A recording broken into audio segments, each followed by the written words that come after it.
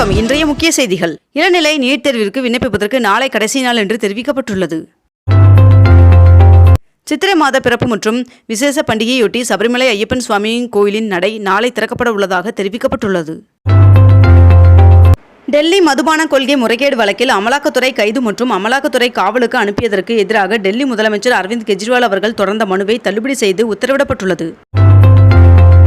நெல்லை தொகுதி பாஜக வேட்பாளர் நயினார் நாகேந்திரன் அவர்களின் காரில் பறக்கும் படை அதிகாரிகள் சோதனை நடத்தினர். சேலம் மக்களவை தொகுதியில் போட்டியிடும் திமுக வேட்பாளரை ஆதரித்து அமைச்சர் உதயநிதி ஸ்டாலின் அவர்கள் பிரச்சாரம் மேற்கொண்டார்.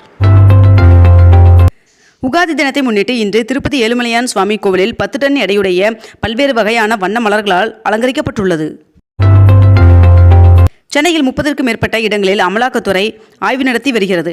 ஜாபர் ஜாதிக் அவர்களின் வீட்டில் அமலாக்கத்துறை சோதனை செய்து வருகின்றனர். கோடை விடுமுறையை முன்னிட்டு சிறப்பு ரயில்கள் இயக்கப்பட உள்ளதாக தெரிவிக்கப்பட்டுள்ளது. தமிழ்நாடு அரசு பணியாளர் தேர்வாணையம் குரூப் 2A தேர்வு முடிவுகளை வெளியிட்டுள்ளது. தமிழ் சினிமாவின் காமெடி நடிகை ஆர்த்தி மற்றும் அவரது கணவர் கணேஷ் ஆகிய இருவரும் தமிழக பாஜக தலைவர் அண்ணாமலை அவர்களின் முன்னிலையில் பாஜகவில் இணைந்துள்ளனர். வாடிக்கையாளர்களின் வசதிக்காக ATM இயந்திரங்களில் UPI மூலம் பணம் செலுத்தும் வசதியை கொண்டுவர உள்ளதாக ரிசர்வ் வங்கி தகவல் தெரிவித்துள்ளது. அரசு நடுநிலைப் பள்ளிகளில் டிஜிட்டல் வழி கற்பித்தலுக்கு முக்கியத்துவம் தருமாறு ஆசிரியர்களுக்கு பள்ளி கல்வித்துறை உத்தரவிட்டுள்ளது.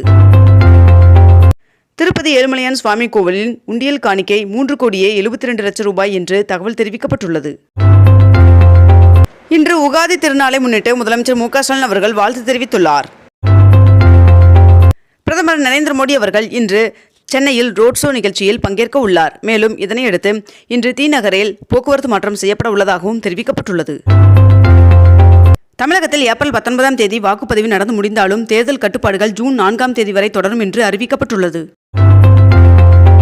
மதுரையில் கள்ளழகர் வைகை ஆற்றில் எழுந்தருளும் ஏப்ரல் 23ஆம் தேதி என்று நடைபெற இருந்த தேர்வுகள் ஏப்ரல் 24ஆம் தேதி நடைபெறும் என்று தெரிவிக்கப்பட்டுள்ளது.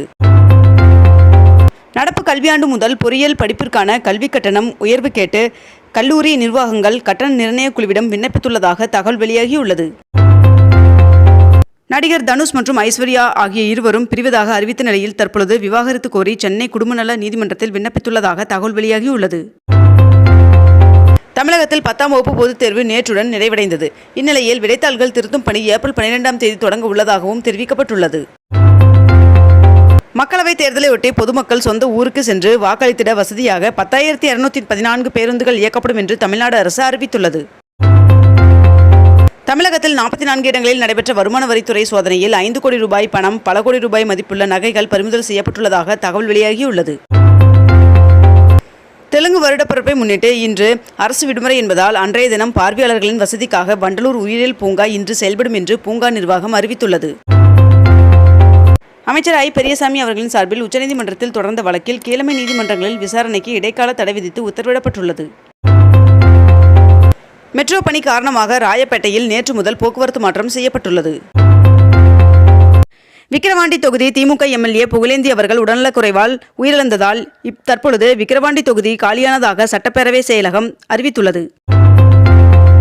சென்னையில் இன்று 22 கேரட் ஆபரண தங்கத்தின் விலை சவரனுக்கு 80 ரூபாய் அதிகரித்து ஒரு சவரன் 53,360 ரூபாய்க்கு விற்பனையாகிறது. அதேபோல் 1 கிராம் வெள்ளியின் விலை 88 ரூபாய்க்கு விற்பனை செய்யப்பட்டு வருகிறது. இத்துடன் இன்றைய தலைப்புச் செய்திகள் நிறைவடைகின்றன. மேலும் இதுபோன்ற அண்மை தகவல்களை உடனுக்குடன் தெரிந்து கொள்ள நமது அக்னிபூ சேனலை சப்ஸ்கிரைப் செய்து கொண்டு தொடர்ந்து இணைந்திருங்கள். நன்றி, வணக்கம்.